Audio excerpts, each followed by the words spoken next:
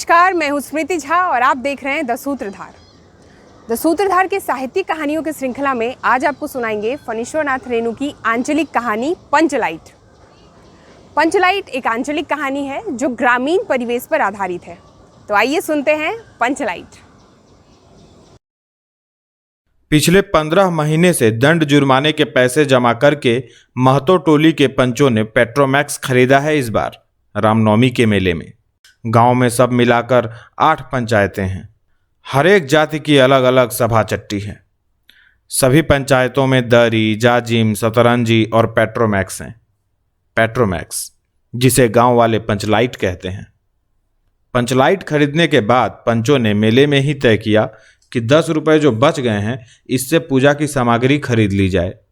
बिना नेम टेम के कल कब्जे वाली चीज का पुण्याह नहीं करना चाहिए। अंग्रेज बहादुर के राज में भी पुल बनाने से पहले बलि दी जाती थी। मेले से सभी पंच दिन दहाड़े ही गांव लौटे। सबसे आगे पंचायत का छड़ीदार पंचलाइट का डिब्बा माथे पर लेकर और उसके पीछे सरदार, दीवान और पंच वगैरह। गांव के बाहर ही ब्राह्मण टोले के फुटुंगी झा ने टोक दिया, कितने में लालटेन खरीद हुआ महतो? देखते नहीं हैं पंचलाइट है। बामन टोली के लोग ऐसे ही ताप करते हैं। अपने घर की ढिबड़ी को भी बिजली बत्ती कहेंगे और दूसरों के पंचलेट को लालटेन। टोले भर के लोग जमा हो गए। औरत, मर्द, बूढ़े, बच्चे सभी कामकाज छोड़कर दौड़े आए। चल रे चल, अपना पंचलेट आया है, पंचलेट। छड़ीदार अग्नू महतो रह रह कर लोगों को चेतावनी देने लगा। हाँ, दूर से, जरा दूर से, छू मत, ठेस न लगे। सरदार ने अपने स्त्री से कहा, सांझ को पूजा होगी, जल्दी से नहा धोकर चौका पीढ़ी लगाओ।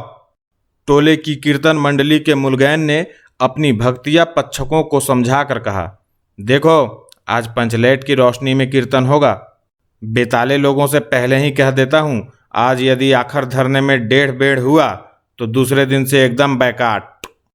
औरतों की मंडली में गुलरी काकी गोसाई का गीत गुनगुनाने लगी। छोटे छोटे बच्चों ने उत्साह के मारे बेवजह शोरगुल मचाना शुरू कर दिया। सूरज डूबने के 1 घंटा पहले से ही टोले भर के लोग सरदार के दरवाजे पर आकर जमा हो गए। पंचलाइट के सिवा कोई गप ही नहीं, कोई दूसरी बात नहीं। सरदार ने गुड़गुड़ी पीते हुए कहा, दुकानदार ने पहले सुनाया पूरे 5 कौड़ी 5 रुपया। मैंने कहा कि दुकानदार साहब, यह मत समझिए कि हम लोग एकदम देहाती हैं। बहुत बहुत पंचलाइट देखा है। इसके बाद दुकानदार मेरा मुंह देखने लगा। बोला, लगता है आप जाति के सरदार हैं।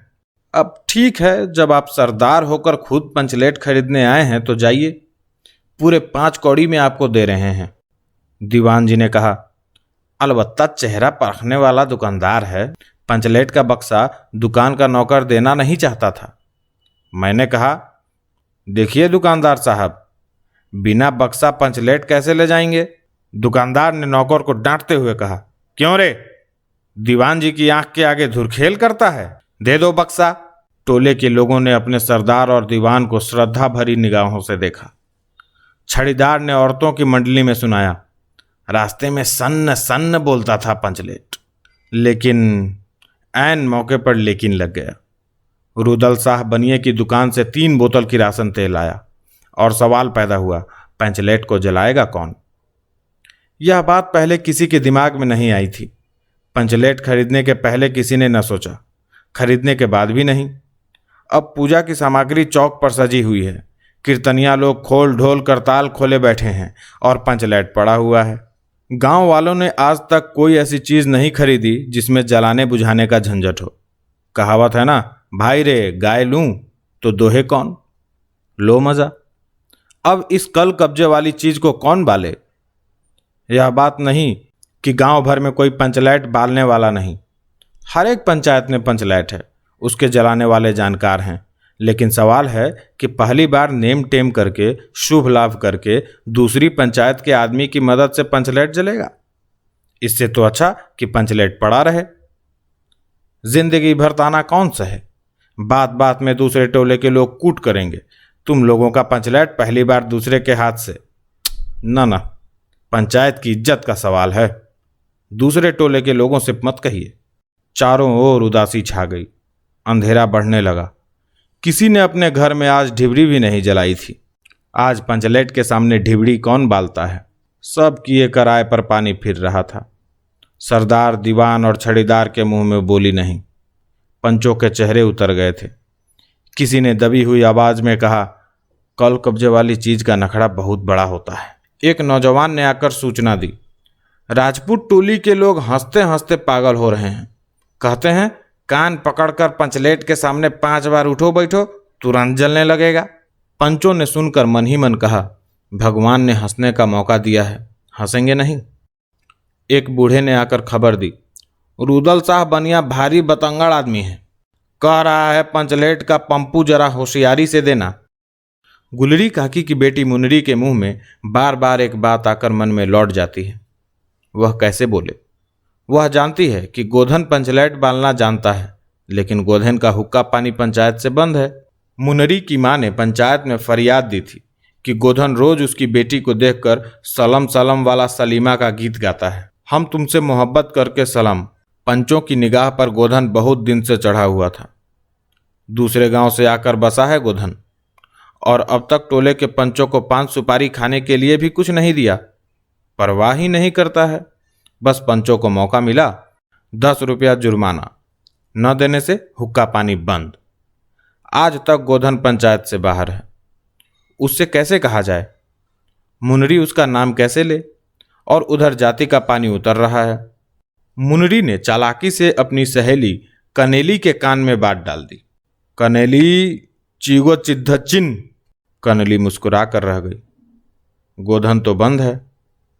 मुनरी बोली, तू कह तो सरदार से, गोधन जानता है पंचलेट बालना। कनेली बोली, कौन, गोधन? जानता है बालना, लेकिन। सरदार ने दीवान की ओर देखा और दीवान ने पंचों की ओर। पंचों ने एक मत होकर हुक्का पानी बंद किया है। सलीमा का गीत गाकर आंख का इशारा मारने वाले गोधन से गांव भर के लोग नाराज थे। सरदार ने कहा, जाति की बंदिश क्या, जबकि जाति की इज्जत ही पानी में बही जा रही है। क्यों जी दीवान? दीवान ने कहा, ठीक है। पंचों ने भी एक स्वर में कहा, ठीक है, गोधन को खोल दिया जाए। सरदार ने छड़ीदार को भेजा। छड़ीदार वापस आकर बोला, गोधन आने को राजी नहीं हो रहा है, कहता है पंचों की क्या प्रतीत है, कोई कल कब्जा बिगड़ गया तो मुझे दंड जुर्माना भरना पड़ेगा। छड़ीदार ने रोनी सूरत बनाकर कहा, किसी तरह गोधन को राजी करवाइए, नहीं तो कल से गांव में मुंह दिखाना मुश्किल हो जाएगा। गुलरी काकी बोली, जरा मैं देखूं कह के। गुलरी काकी उठकर गोधन के झोपड़े की ओर गई और गोधन को मना लाई। सभी के चेहरे पर नई आशा की रोशनी चमकी। गोधन चुपचाप पंचलेट में तेल भरने लगा। सरदार की स्त्री ने पूजा की सामग्री के पास चक्कर काटती हुई बिल्ली को भगाया। कीर्तन मंडली का मुलगैन मुरछल के बालों को संवारने लगा। गोधन ने पूछा, स्पिरिट कहाँ है? बिना स्पिरिट के कैसे जलेगा? लो मजा, अब यह दूसरा बखेड़ा खड़ा हुआ। सभी ने मन ही मन सरदार, दीवान और पंचों की बुद्धि पर अविश्वास प्रकट किया। बिन बूझे समझे काम करते हैं ये लोग। उपस्थित जनसमूह में फिर मायूसी छा गई। लेकिन गोधन बड़ा होशियार लड़का है, बिना स्पिरिट के ही पंचलेट जलाएगा। थोड़ा गरी का तेल ला दो। मुनरी दौड़ कर गई और एक मलसी गरी का तेल ले आई। गोधन पंचलेट में पंप देने लगा। पंचलेट की रेशमी थैली में धीरे धीरे रोशनी आने लगी। गोधन कभी मुंह से फूंकता, कभी पंचलेट की चाबी घुमाता। थोड़ी देर के बाद पंचलेट से सनसनाहट की आवाज़ निकलने लगी और रोशनी बढ़ती गई। लोगों के दिल का मैल दूर हो गया। गोधन बड़ा काबिल लड़का है। अंत में पंचलाइट की रोशनी से सारी टोली जगमगा उठी तो कीर्तनिया लोगों ने एक स्वर में महावीर स्वामी की जय ध्वनि के साथ कीर्तन शुरू कर दिया। पंचलाइट की रोशनी में सभी के मुस्कुराते हुए चेहरे स्पष्ट हो गए। गोधन ने सबका दिल जीत लिया। मुनरी ने हसरत भरी निगाह से गोधन की ओर देखा। आंखें चार हुईं और आंखों ही आंखों में बात हुई। कहा सुना माफ करना, मेरा क्या कसूर। सरदार ने गोधन को बहुत प्यार से पास बुलाकर कहा, तुमने जाति की इज्जत रखी है, तुम्हारा 7 खून माफ। खूब गाओ सलीमा का गाना। गुलरी काकी बोली, आज रात मेरे घर में खाना गोधन। गोधन ने फिर एक बार मुनरी की ओर देखा। मुनरी की पलकें झुक गईं। कीर्तनिया लोगों ने एक कीर्तन समाप्त कर जय ध्वनि की, जय हो जय हो। पंचलेट के प्रकाश में पेड़ पौधों का पत्ता पत्ता पुलकित हो रहा था। गोधन को पेट्रोमैक्स जलाना आता है। उसकी इस खूबी की वजह से उसकी सारी गलती माफ़ कर दी जाती है। उसे सिनेमा के गाना गाने की इजाज़त दे दी जाती है। उस पर लगे सारे प्रतिबंध हटा दिए जाते हैं। कैसे एक ग्रामीण परिवेश में टोलों में बटे लोग ईर्ष्या द्वेष से भरे होते हैं, इसका सजीव चित्रण फणीश्वर नाथ रेणु जी ने इस कहानी में किया है। मिलेंगे एक नई कहानी के साथ। अपना ख्याल रखिए और देखते रहिए द सूत्रधार।